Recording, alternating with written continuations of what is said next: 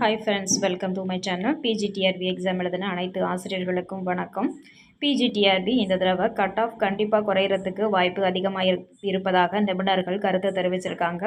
இந்த தடவை official answer key release ஆனதுக்கப்புறம் நிறைய தவறான கேள்விகள் இடம்பெற்றிருந்ததாகவும் அவுட் ஆஃப் சிலபஸ்லேருந்து நிறைய கொஸ்டின்ஸ்கள் இடம்பெற்றிருந்ததாகவும் சொல்லியிருக்காங்க.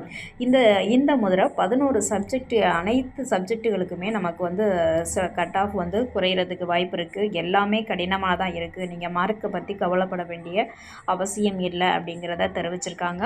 அதை பற்றி தான் நம்ம இந்த வீடியோவில் பார்க்க போகிறோம். நம்ம சேனலில் முதல் முறையாக பார்க்குறவங்களா இருந்தால் சப்ஸ்கிரைப் பண்ணிக்கோங்க, கூடவே பெல் ஐக்கானையும் கிளிக் பண்ணிக்கோங்க. வாங்க வீடியோக்குள்ளே போகலாம். தயவு செய்து உங்களுடைய சப்ஜெக்ட்டு உங்களுடைய மார்க் என்ன அப்படிங்கிறத கமெண்ட் பண்ணுங்கள். இந்த முறை அனைத்து சப்ஜெக்டுகளுமே ரொம்ப கடினமாக தான் இருந்தது. சிலபஸ் மாத்திரங்கிற பேரில் கொஸ்டின் தயாரிக்கிறதுல அவங்க நிறைய மிஸ்டேக் பண்ணியிருக்காங்க. சில கொஸ்டின்கள் தவறாகவே இருந்தது. சில கொஸ்டின்களுக்கு ஆன்சர் வந்து ஆப்ஷன் வந்து மாற்றி சூஸ் பண்ணியிருக்காங்க. இந்த மாதிரி நிறையா பிரச்சனை இருக்குது. தமிழ் சப்ஜெக்டில் பார்த்திங்க அப்படின்னாக்க ரொம்ப கஷ்டமான கேள்விகள், அதாவது மூல நூல்களை படித்தா தான் நம்மளால் கொஸ்டினுக்கு ஆன்சர் பண்ண முடியும். அந்த மாதிரி கொஸ்டின்ஸு நிறையா இடம்பெற்றிருந்தது. அது மட்டும் இல்லாமல் இலக்கணத்தில் பார்த்தீங்க அப்படின்னாக்கா ரொம்ப கடினமாக கொஸ்டின்ஸு கேட்டிருந்தாங்க. இந்த மாதிரி இலக்கணம் வந்து கேட்டாங்க அப்படின்னாக்கா பின்வரும் காலங்களில் இலக்கணத்தை ரொம்ப டீப்பாக படித்தா தான் நம்மளால் ஆன்சர் பண்ண முடியும். அந்த மாதிரியான ஒரு சூழல் தான் இருக்குது. தமிழ் சப்ஜெக்டை பார்த்தீங்க அப்படின்னாக்கா இது ஆசிரியர் தகுதி தேர்வு, தமிழ் ஆசிரியர் தகுதி தேர்வு அப்படிங்கிறது இல்லாமல் தமிழ் தகுதி தேர்வு அந்த மாதிரியான கொஸ்டின் தான் ப்ரிப்பேர் பண்ணியிருந்தாங்க. மிகவும் ரொம்பவே கஷ்டமாக இருந்தது ஆசிரியர்களை.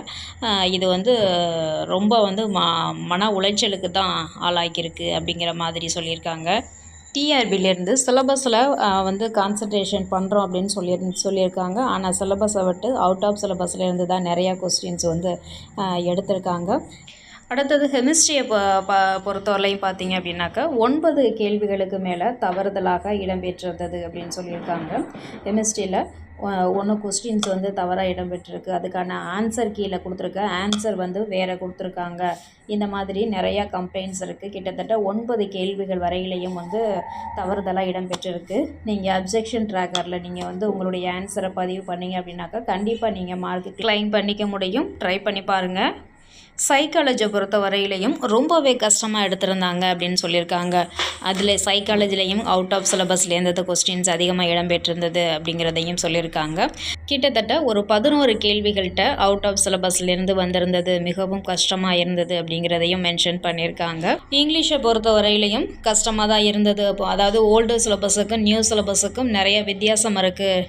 ப்ரிப்பேர் பண்ணுறதுலையே கொஞ்சம் கஷ்டம் இருக்குது அப்படிங்கிறதையும் சொல்லியிருக்காங்க. சில கேள்விகள் வந்து ஆன்சர் பண்ணுற மாதிரி தான் இருந்தது. சில கேள்விகள் ரொம்பவே கஷ்டமாக இருந்தது அப்படிங்கிறத சொல்லியிருக்காங்க. எக்கனாமிக்ஸை பொறுத்த வரையிலையும் ஒரு சில கேள்விகள் வந்து ஓல்டு கொஸ்டின்லேருந்து கேட்டிருந்தாங்க. ஒரு சில கொஸ்டின்ஸ் வந்து ஈஸியாக இருந்தது அப்படிங்கிறதையும் சொல்லியிருக்காங்க. சில கேள்விகள் வந்து ரொம்ப நல்லா டீப்பாக படித்தவங்களால தான் ஆன்சர் பண்ண முடியும். அந்த மாதிரி தான் கொஸ்டின்ஸ் இடம்பெற்றிருந்துச்சு அப்படின்னு சொல்லியிருக்காங்க. ஃபிசிக்ஸ், பாட்னி மற்ற சப்ஜெக்டை பொறுத்த வரையிலையும் எல்லாமே கஷ்டமாக இருந்ததுக்கு தான் ஃபீட்பேக் கொடுத்துருக்காங்க. ஆனால் யாருமே ரொம்ப ஈஸியாக இருந்தது அப்படின்னு சொல்லலை. ஏன்னா சிலபஸும் வந்து மாறி இருக்குது, ஃபஸ்ட் டைமாக மாறி இருக்குது. அப்படிங்கும்போது எல்லாருமே கஷ்டமாக இருக்குது அப்படிங்கிறது தான் மென்ஷன் பண்ணியிருக்காங்க. இந்த தடவை கட் ஆஃபை பொறுத்தவரையும் நமக்கு கண்டிப்பாக குறையிறதுக்கு வாய்ப்பு இருக்குது. நீங்கள் யாரும் கவலைப்பட வேணாம். கண்டிப்பாக கட் ஆஃப் குறையும். நீங்கள் தீபாவளியை நிம்மதியாக கொண்டாடுங்க. மார்க்கை பற்றி நீங்கள் எந்த கவலையும் பட தேவையில்லை. உங்கள் அனைவருக்கும் அதிர்ஷ்டத்தின் பலனை உங்களுக்கு அளித்து நம்ம சேனலை தொடர்ந்து பார்க்குறவங்களுக்கு நன்றி. தேங்க்யூ ஃபார் வாட்சிங்.